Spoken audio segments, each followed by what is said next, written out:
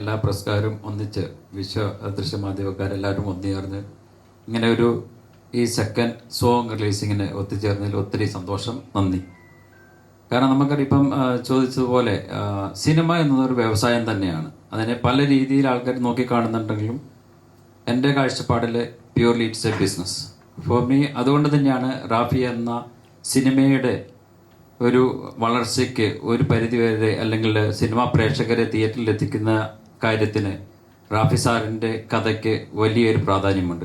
ഈ ഒരു ചിന്ത കൊണ്ട് തന്നെയാണ് റാഫി സാറിൻ്റെ സ്ക്രിപ്റ്റിലൂടെ സിനിമ ചെയ്യുമ്പോൾ മുൻപോട്ട് വരണം എന്നുള്ളൊരു താല്പര്യമുണ്ടായത്. അതുപോലെ തന്നെ വെറ്റേറിനായിട്ടുള്ള ഒരു ഡയറക്ടർ, ഇന്ദ്രപ്രസ്ഥം, കണ്ണൂർ, ഊട്ടിപ്പട്ടണം, ജോർജ് കുട്ടി, കെയർ ഓഫ് ജോർജ് കുട്ടി എന്ന് തുടങ്ങിയ നിരവധി ഹിറ്റ് സിനിമകൾ നിർമ്മിച്ച ഒരു ഡയറക്ടർ, അദ്ദേഹത്തിൻ്റെ അനുഭവ സമ്പത്തും റാഫി സാറിൻ്റെ സ്ക്രിപ്റ്റും കൂടിയാകുമ്പോൾ തീർച്ചയായിട്ടും നല്ലൊരു സിനിമ വരുമെന്നുള്ളൊരു പൂർണ്ണ ബോധ്യമുള്ളത് കൊണ്ട് തന്നെയാണ്